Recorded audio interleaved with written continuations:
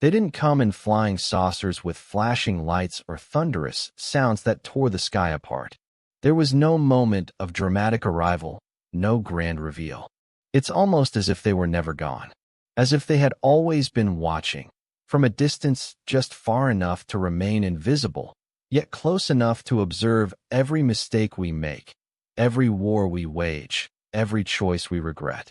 For generations, we've assumed that extraterrestrial visitors, if they existed at all, must be from a distant star system, light years away, born of an entirely different evolutionary path.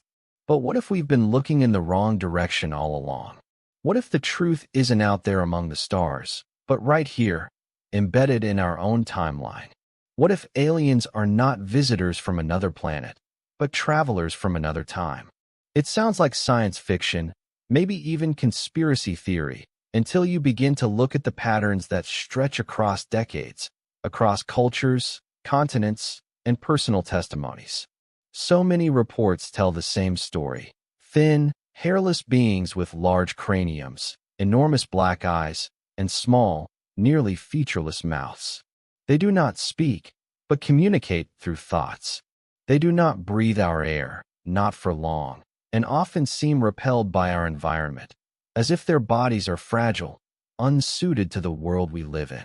These descriptions have remained consistent, from isolated farmers in Brazil to pilots in the Nevada desert, from children in Zimbabwe to scientists in Russia. There's a haunting familiarity to them, as though we are seeing not something foreign, but something that once was, or might one day be, us. It's called the time traveler hypothesis, and it suggests that the beings we call aliens may not be alien at all. Instead, they are future descendants of humanity, so far removed by time and evolution that we barely recognize ourselves in them.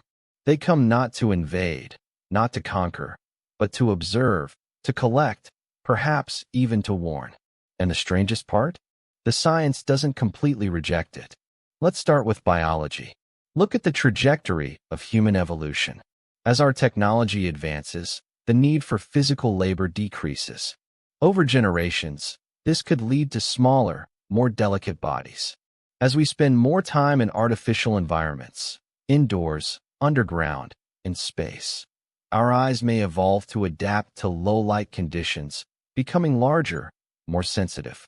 Our reliance on verbal speech may fade as brain-computer interfaces emerge, allowing us to share thoughts without opening our mouths. Genetic engineering could eliminate unnecessary traits, hair, external reproductive organs, perhaps even emotions that cause conflict. Slowly, almost imperceptibly, we may become something else. Now stretch that process over 10,000 years, 100,000, a million. What would the last version of humanity look like? It's not hard to imagine a future where the last remnants of our species, having survived climate catastrophes, nuclear tensions, artificial intelligence revolts, and environmental collapse, have evolved into highly intelligent, physically fragile, time-traveling beings. And perhaps, after all the technological advances, all the synthetic manipulations, they discover that something essential has been lost, something ancient, something pure. Maybe it's genetic diversity. Maybe it's emotional depth. Maybe it's the very soul of what it meant to be human. And so, they come back. Not to alter history. They know that would be disastrous. But to gather data. To study. To collect.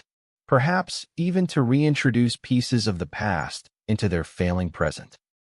This might explain the strange uniformity in alien abduction accounts.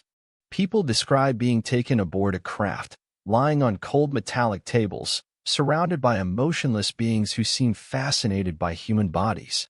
There are experiments, often involving reproduction, DNA, or the nervous system.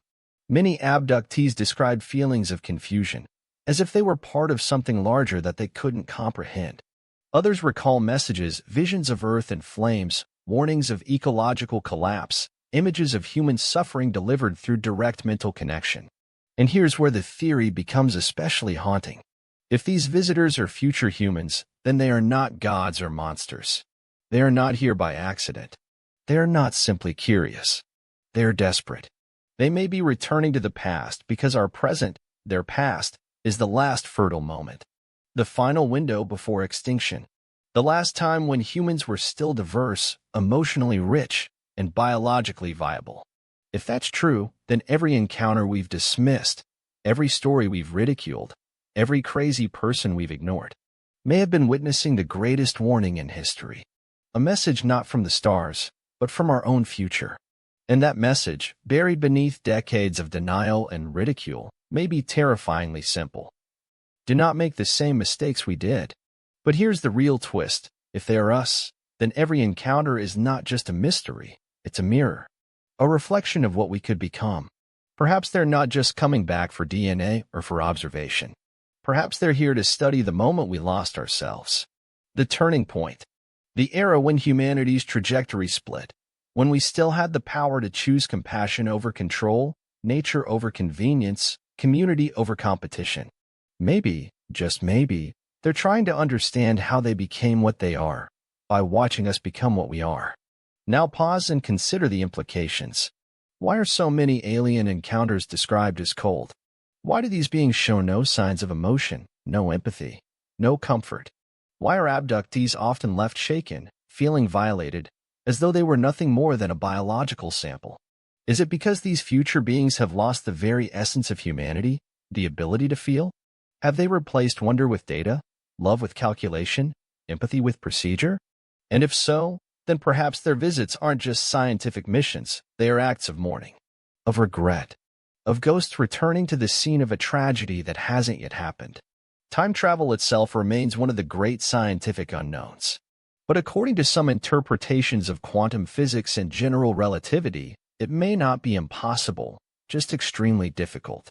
Wormholes, closed time-like curves, the warping of space-time, all are theoretical ways in which time travel could exist, at least on paper.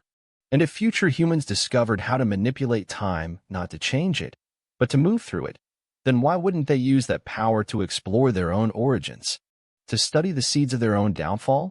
And here's where the theory circles back to you, sitting here, listening to this, breathing, blinking, alive in the only moment that matters, the present. If the time traveler hypothesis is true, then we are not just living on a planet occasionally visited by aliens. We are living in the cradle of a species that may become alien to itself. And this age, our age, is not random.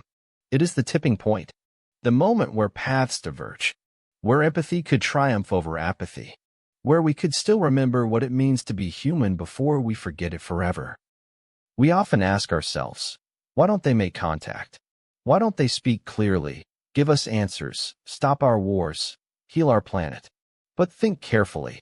If you could travel back to the time of your great-great-grandparents, would you interfere with their choices? Would you risk unraveling the events that led to your own existence? Or would you simply observe, take notes, and pray they choose a better path than you did? Maybe that's all they can do now. Maybe that's all we will be able to do someday. And maybe that's why some encounters feel so intimate, so haunting. Because they aren't meeting strangers. They're meeting ancestors. They're meeting us. The time traveler hypothesis doesn't require us to believe in flying saucers or secret government cover-ups. It only asks us to look at ourselves with brutal honesty, to imagine who we are becoming, and to wonder what future version of ourselves might look back, quietly, invisibly, hoping we make different choices. So the next time you hear a story about an alien encounter, don't laugh, don't look away, because maybe, just maybe, they're not coming from the stars at all. They're coming home.